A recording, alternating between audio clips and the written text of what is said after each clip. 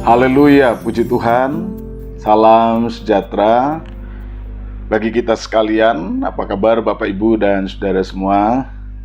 Semoga kita semua ada dalam keadaan sehat, tetap terpelihara dalam berkat Tuhan, tetap dalam sukacita karena Tuhan selalu ada dan beserta dengan kita.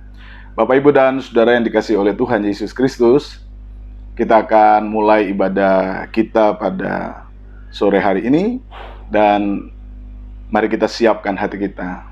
Biarlah Tuhan hadir di tengah-tengah persekutuan kita. Tuhan hadir di dalam pujian, di dalam pemberitaan firman-Nya, di dalam doa kita, sehingga persekutuan kita yang singkat ini dapat mendatangkan berkat, dapat memberi kita kekuatan, dan memberikan kita kemampuan untuk senantiasa terus berjalan di dalam kehendak Tuhan.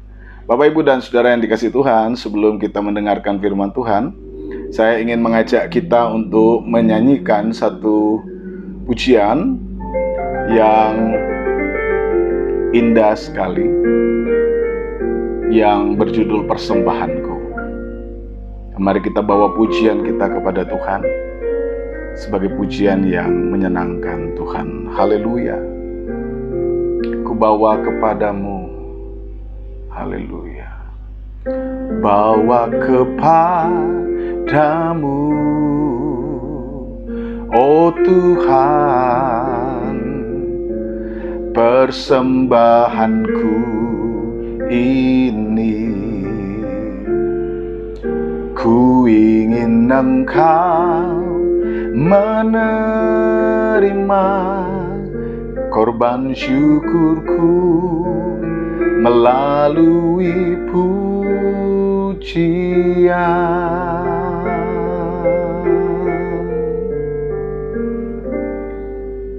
Ku bawa kepadamu, oh Tuhan, persembahanku ini. Ku ingin Engkau menerima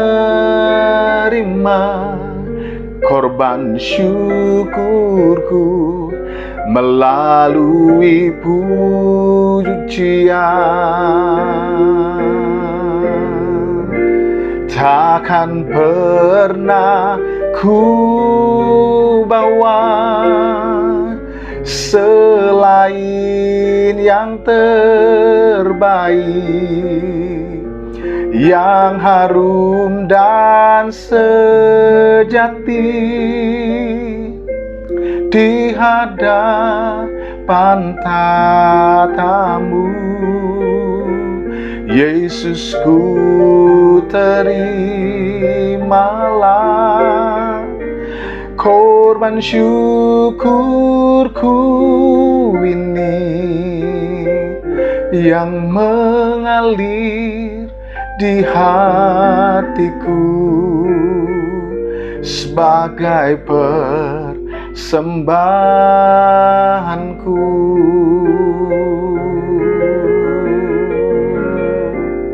Ku bawa kepadamu,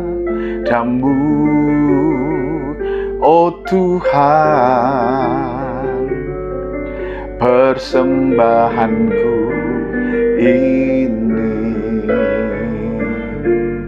Ku ingin Engkau menerima korban syukurku melalui pujian. Takkan pernah ku bawa selain yang terbaik, yang harum dan sejati di hadapan tatamu. Yesusku, terimalah korban syukurku ini yang mengalir di hatiku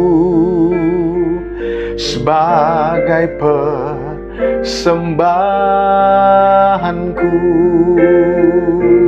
Takkan pernah ku bawa selain yang terbaik,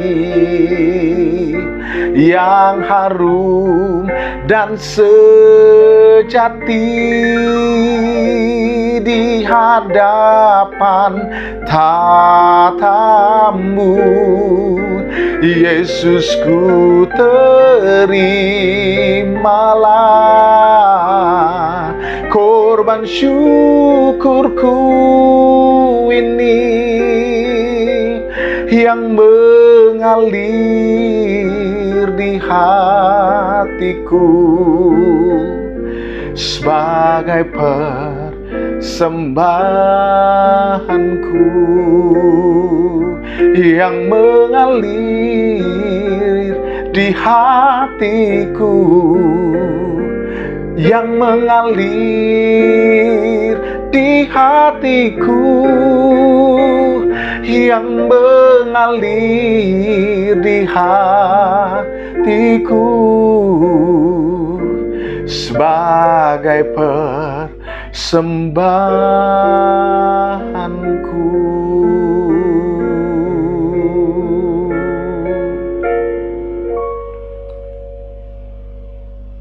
Haleluya, puji Tuhan. Tuhan memberkati kita sekalian, dan biarlah pujian itu boleh naik di hadirat Tuhan, menyenangkan Tuhan, dan memuliakan Tuhan. Mari kita bersama-sama bersatu dalam doa, dan kita akan siapkan hati kita untuk terima firman Tuhan. Bapa, dalam nama Yesus, hati kami bersyukur, berterima kasih, sebab Engkau sungguh-sungguh memperhatikan kami. Engkau sungguh baik, Engkau tidak pernah meninggalkan kami. Seberapa berat tantangan pergumulan yang kami hadapi, Engkau Allah yang setia, Engkau Allah yang tidak pernah meninggalkan perbuatan tangan-Mu. Sore ini berbicaralah ya Tuhan, bagi kami, karena kami anak-anak-Mu siap mendengarkan. Kami anak-anak-Mu siap belajar dari firman-Mu untuk mengerti kehendak Tuhan. Berbicaralah bagi kami ya Bapa, karena kami siap mendengarkannya. Di dalam nama Tuhan kami Yesus Kristus, kami sudah berdoa dan bersyukur. Haleluya. Amin. Puji Tuhan. Bapak, Ibu, dan saudara yang dikasihi Tuhan Yesus Kristus, pemberitaan firman Tuhan pada sore ini akan diambil dari pembacaan Lukas 1 ayat 25. Dan tema firman Tuhan bagi kita sore ini adalah Allah memperhatikan kelemahanku. Lukas pasal yang pertama ayat yang ke-25 demikian. Inilah suatu perbuatan Tuhan bagiku, dan sekarang Ia berkenan menghapuskan aibku di depan orang. Puji Tuhan. Sampai di situ pembacaan kita. Saudara, di tengah-tengah bulan Desember ini, di tengah-tengah suasana Natal, tentu di dalam banyak ibadah, kita sudah mendengarkan beberapa penyampaian berita Natal. Dan ada banyak sekali pesan yang dapat kita terima di dalam berita Natal. Saudara, secara umum ketika kita mendengar berita Natal, Natal bicara tentang karya Allah di dalam peristiwa kelahiran Tuhan Yesus Kristus. Tetapi sore hari ini saya ingin mengajak saudara untuk melihat sebuah hal yang dapat kita temukan di sekitar Natal melalui pengalaman sebuah keluarga. Natal, saudara, bukan saja sebenarnya persoalan tentang kelahiran Yesus saja. Natal bukan hanya sekedar tentang persoalan bagaimana berita itu, berita keselamatan itu disampaikan kepada umat. Tetapi di dalam peristiwa Natal juga, saudara, kita dapat menemukan tentang karya-karya Allah di dalam diri orang-orang percaya. Dan banyak sekali yang bisa kita temukan. Penginjil Lukas, saudara, banyak sekali menuliskan tentang karya-karya Allah di dalam diri orang-orang yang percaya. Terkhusus mereka yang merasa diri terbuang. Itulah sebabnya Injil Lukas atau penulis Lukas dikenal sebagai sebuah Injil yang disampaikan kepada kelompok-kelompok marginal. Injil Lukas banyak sekali bicara tentang karya Allah, termasuk di dalam Natal, kepada diri orang-orang yang seperti ini. Mereka yang merasa memiliki aib, mereka yang merasa lemah, mereka yang merasa tak berdaya. Nah, nats yang kita baca, saudara, sore ini juga ada di sekitar pengalaman dari orang yang sebenarnya juga dapat dikatakan sebagai salah satu kelompok yang terkucilkan di tengah-tengah masyarakat.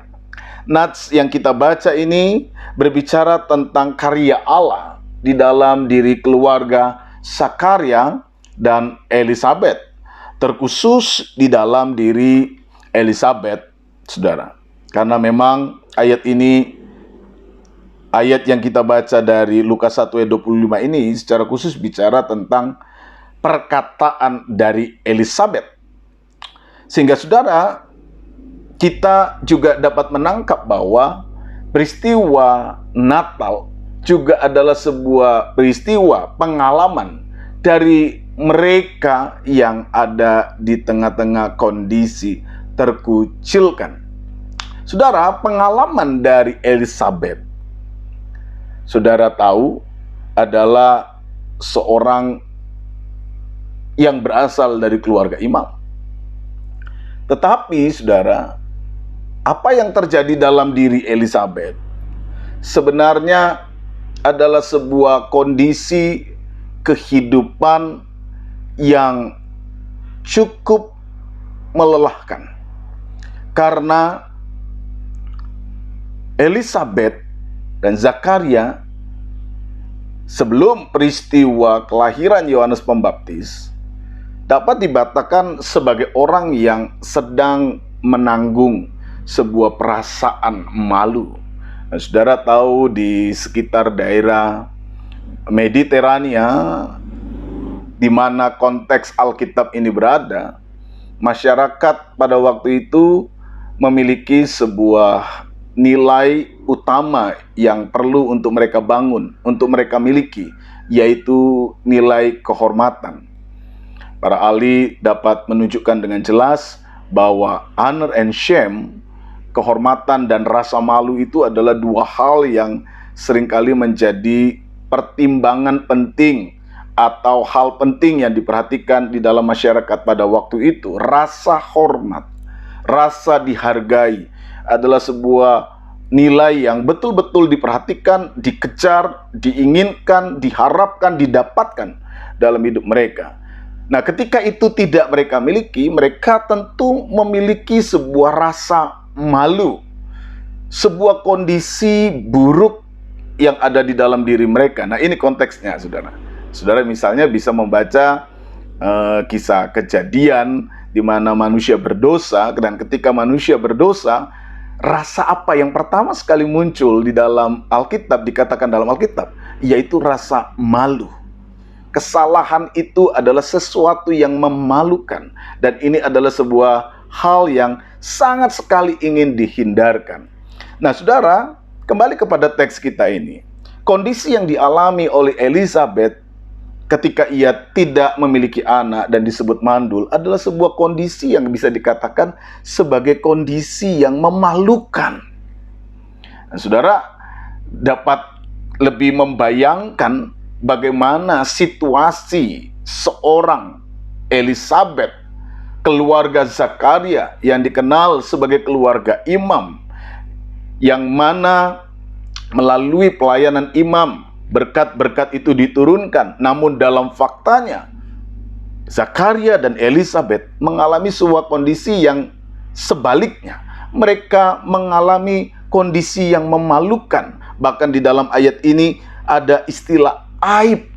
Saudara, ini sebuah kondisi yang real yang dihadapi oleh Elisabet pada waktu itu, sehingga kita bisa membayangkan situasi ini. Nah, saudara yang dikasihi Tuhan, di tengah situasi kehidupan seperti inilah Allah hadir menyapa.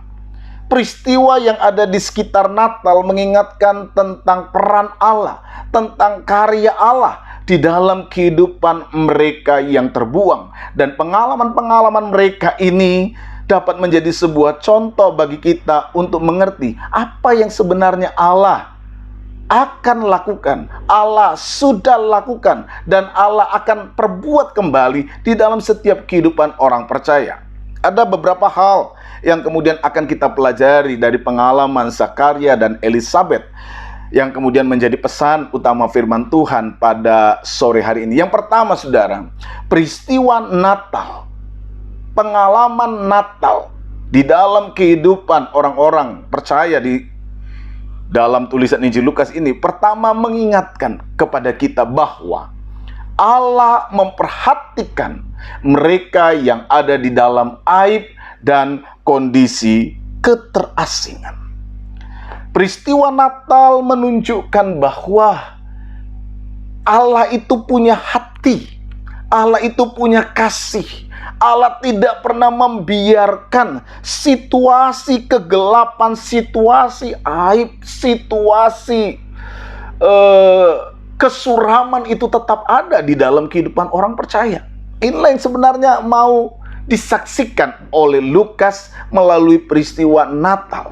Natal adalah bentuk karya Allah di dalam diri mereka yang justru merasa terpinggirkan, justru merasa terasing, justru merasa memiliki aib. Saudara, ini berita yang luar biasa bagi kita. Kita yang hari-hari ini merasa bahwa hidup kita penuh dengan pergumulan hidup yang berat. Kita yang merasa bahwa hidup kita seakan-akan ada di dalam ambang pengalaman pahit. Hidup kita yang mungkin ada di ambang kehidupan yang siap untuk mempermalukan kita, sehingga kemudian kita mengalami sebuah kondisi-kondisi psikis yang menekan kita. Dengarkan firman Tuhan pada sore hari ini. Natal mengingatkan bahwa Allah bekerja di dalam diri setiap orang untuk menghapuskan aib di dalam kehidupan mereka yang mau tetap percaya kepadanya. Saudara, tantangan yang dialami oleh Elisabet cukup berat. Sampai pada masa tuanya dia mandul. Dan saudara bisa membayangkan apa yang kira-kira muncul dalam banyak pikiran orang yang melihat bahwa Zakaria dan Elisabet adalah pelayan Tuhan. Mungkin kalau dalam konteks zaman sekarang orang bisa mencibir. Gimana sih? Katanya pelayan Tuhan, tapi kok mengalami pengalaman-pengalaman aib, pengalaman-pengalaman dalam tanda kutip terkutuk, tidak menikmati berkat Allah, tidak melihat anugerah Allah. Kan hamba Tuhan, kan anak Tuhan, kan orang benar katanya, tapi kok mengalami pengalaman-pengalaman hidup seperti ini. Saudara, ini situasi yang memang tidak mudah. Ini tantangan yang begitu berat. Ini hal yang tidak mudah untuk dilewati. Tetapi berita Natal menguatkan kita, mengingatkan kita, tidak selamanya rasa malu itu akan dibiarkan oleh Tuhan. Tuhan akan mengangkat setiap kehidupan orang-orang yang tetap mau percaya. Natal mengingatkan bahwa Allah penuh dengan kasih, Allah penuh dengan kepedulian bagi mereka yang merasa lemah, merasa lelah, merasa terhantar, merasa hidupnya termalukan, hidupnya dipermalukan oleh situasi dan kondisi ini, merasa memiliki aib. Jangan patah semangat, jangan putus asa ketika situasi itu ada dalam diri saudara dan saya. Ingatlah berita Natal ini. Allah hadir, Allah siap untuk menguatkan saudara dan saya. Natal hadir untuk menunjukkan bahwa Allah itu peduli, bahwa Allah itu masih berkarya untuk mengangkat seluruh kelemahan-kelemahan hidup kita, untuk menutup, menghapuskan aib-aib kehidupan kita. Inilah berita pengharapan yang ada di dalam Natal. Yang kedua, saudara, hal yang ingin disampaikan di dalam bagian ini adalah bahwa tidak ada satupun keadaan aib dan kelemahan yang tidak dapat diubah oleh Allah. Hal kedua, tidak ada satupun keadaan aib dan kelemahan yang tidak dapat diubah oleh Allah dalam hidup kita. Saudara yang dikasihi oleh Tuhan, seringkali kita berpikir bahwa ada banyak hal dalam hidup kita yang mungkin tidak akan dapat diubah situasinya, mungkin tidak dapat diubah kondisinya. Ya, kita harus akui ada hal-hal yang memang tidak dapat diubah dalam diri kita. Ada banyak kenyataan-kenyataan yang mungkin tidak dapat diubah dalam hidup kita. Tetapi Allah sanggup untuk membawa apa yang tidak dapat diubah itu, apa yang dianggap sebagai kelemahan itu, apa yang dianggap sebagai aib itu, sebagai alat untuk mendatangkan hormat kemuliaan bagi nama Tuhan. Saudara, ada kondisi-kondisi dalam kehidupan kita yang memang mungkin tidak akan bisa diubah, ya. Mereka yang lahir dengan kondisi-kondisi tertentu mungkin tidak bisa diubah secara fisik.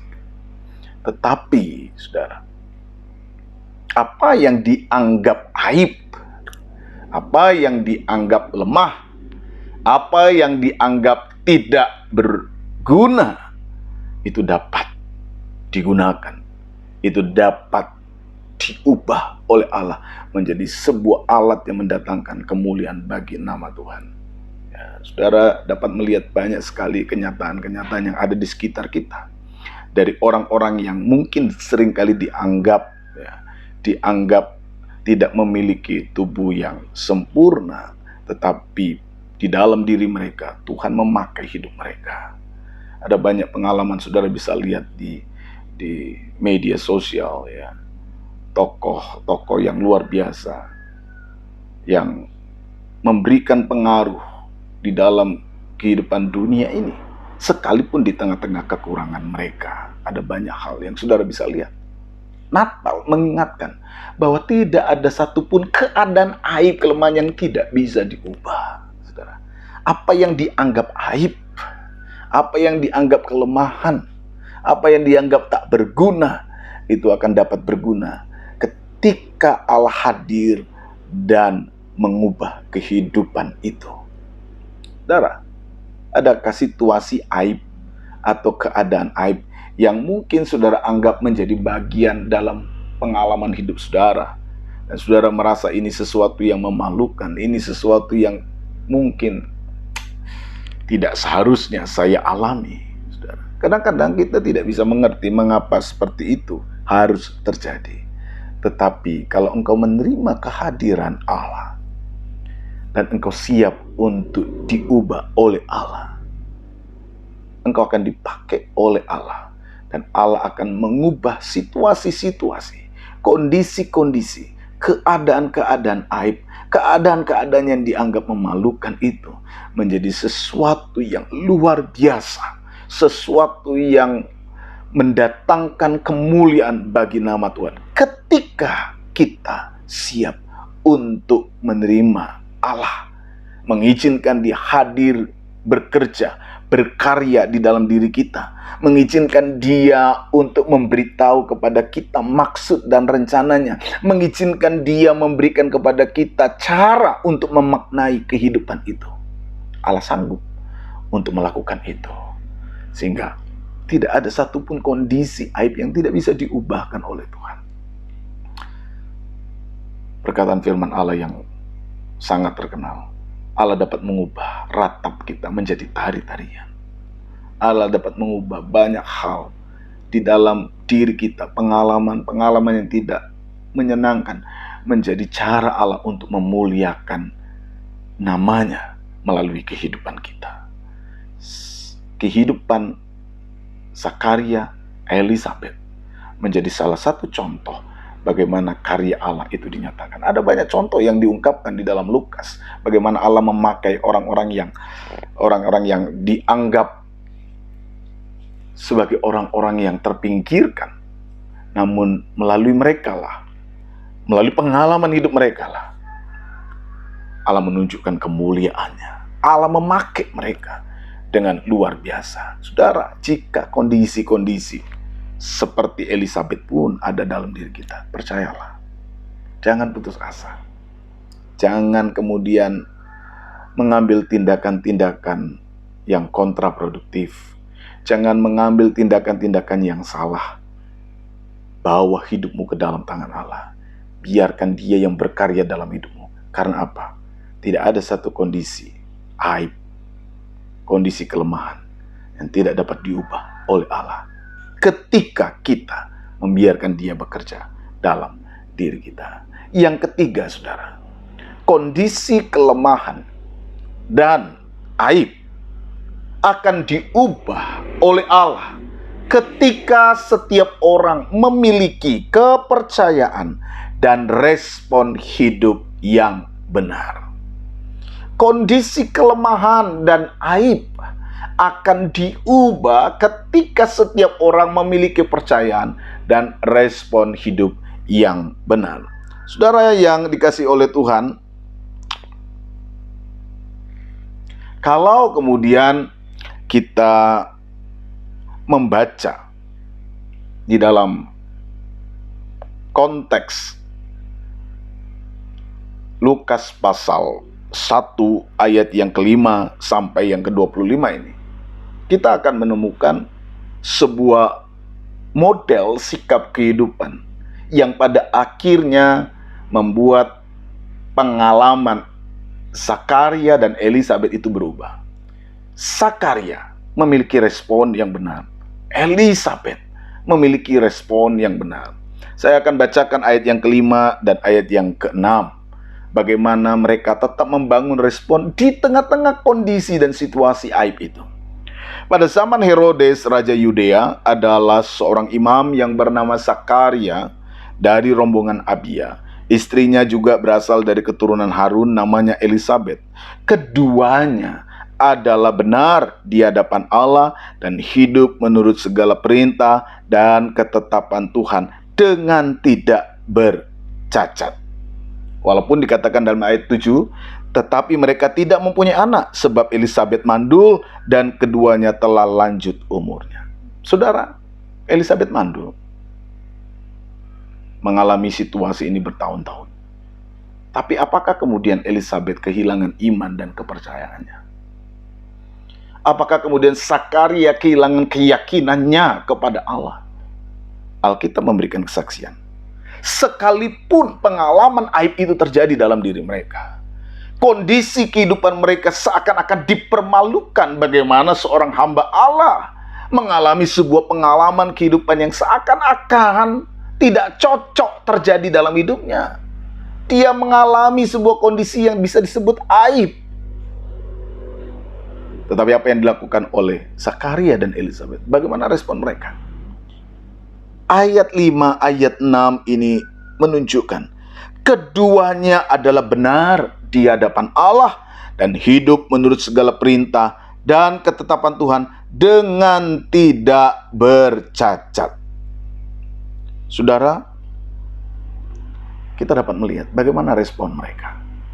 Bagaimana respon seorang yang bernama Zakaria dan Elisabet.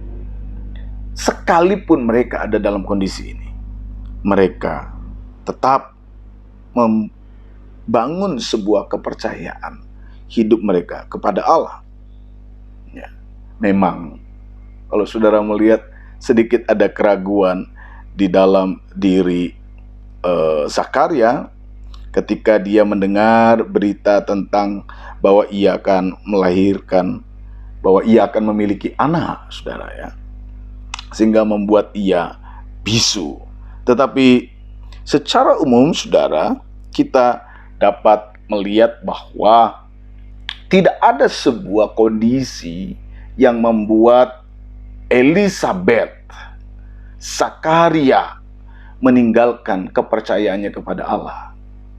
Dia memang heran mendengar apa yang disampaikan oleh malaikat. Karena apa? Karena secara pikirannya dia berpikir bahwa bagaimana orang yang sudah tua akan melahirkan anak. Ini yang ada dalam pikiran Zakaria, sehingga ketika malaikat menyampaikan berita itu, dia diungkapkan dalam ayat ini seakan-akan tidak percaya. Tetapi saudara, poin penting yang ingin saya sampaikan ini adalah persoalan bagaimana seorang yang ada di tengah kondisi aib, namun dia tetap membangun sebuah keyakinan imannya kepada Allah. Ya, sebagai manusia mungkin Zakaria, Elisabet agak bertanya, apa iya gitu, saya sudah tua. Tetapi kemudian malaikat lebih tajam menyampaikan maksud Allah, dan akhirnya Zakaria dan Elisabet meyakini perkataan yang disampaikan oleh malaikat itu, dan itu terungkap dengan apa yang dikatakan oleh Elisabet di dalam ayat 25. Inilah suatu perbuatan Tuhan bagiku, dan sekarang ia berkenan menghapuskan aibku di depan orang. Zakaria dan Elisabet mempercayai perkataan Allah itu pada akhirnya. Zakaria dan Elisabet memberikan respon yang benar terhadap apa yang terjadi di dalam kehidupannya. Sekalipun kenyataan aib, pengalaman buruk itu ada di dalam kehidupannya, dia tetap mempercayai Allah. Dia tetap meyakini Allah. Dia tetap sungguh-sungguh untuk menghidupi kebenaran firman itu, walaupun itu sesuatu yang tidak mudah. Saudara yang dikasihi oleh Tuhan, saya ingin mengajak saudara untuk menarik sebuah kesimpulan dari pemberitaan firman ini. Saudara, keajaiban bukanlah sekedar menjadi milik dari mereka yang beruntung, tetapi keajaiban adalah milik dari setiap orang yang merespon pergumulan-pergumulan hidup mereka dengan benar. Tantangan bisa kita hadapi. Mungkin situasi-situasi, kondisi-kondisi yang dapat mempermalukan, dapat melemahkan, dapat membuat kita merasa tersingkir dari kehidupan ini. Bisa saja terjadi dalam diri kita. Hal-hal yang dianggap mengancam nama baik, harga diri kita hilang. Tetapi melalui renungan pada sore ini, saya mengajak saudara, ingatlah, berita Natal mengingatkan bahwa karya Allah masih tetap sama, dulu, sekarang, sampai selama-lamanya. Natal mengingatkan kepada kita bahwa Allah siap untuk mengangkat setiap pergumulan kehidupan kita. Yang kedua, Natal mengingatkan bahwa tidak ada kondisi aib, kondisi kelemahan yang tidak dapat diubah oleh Tuhan. Dan yang ketiga, keajaiban, perubahan, karya yang dikerjakan oleh Allah dalam diri kita akan terjadi. Allah akan mengubah itu ketika kita juga memberikan respon yang benar terhadap kebenaran firman Allah. Tetap percaya, tetap membangun sikap, respon yang benar di dalam hidup ini, respon yang benar dalam menghadapi pergumulan ini, menentukan apa kemudian keajaiban itu terjadi dalam diri kita atau tidak. Respon saudara menentukan. Keajaiban bukan persoalan siapa yang beruntung. Keajaiban adalah persoalan bagaimana kita merespon kebenaran firman Allah. Tuhan kiranya memberkati, Tuhan kiranya menguatkan, Tuhan kiranya meneguhkan Bapak, Ibu, dan saudara sekalian. Mari kita berdoa. firman Tuhan sudah kami dengar. Dan kami percaya bahwa Engkau sedang bekerja di dalam hidup kami pribadi lepas pribadi. Mungkin ada banyak anak-anak-Mu yang sekarang ini ada dalam sebuah situasi, kondisi yang seakan-akan dipermalukan oleh kenyataan hidup ini. Sebuah kondisi yang mungkin dianggap sebagai sebuah aib. Sebuah kondisi kehidupan yang melemahkan.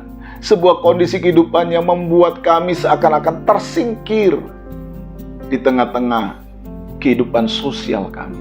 Bapa, kami bersyukur dan berterima kasih karena firman-Mu sudah mengingatkan kami bahwa Engkau tidak pernah meninggalkan kami. Engkau tidak pernah membiarkan kami. Natal mengingatkan bahwa Engkau adalah pribadi yang selalu setia untuk menolong kami yang ada di tengah kelemahan, menolong kami yang ada di tengah-tengah pergumulan.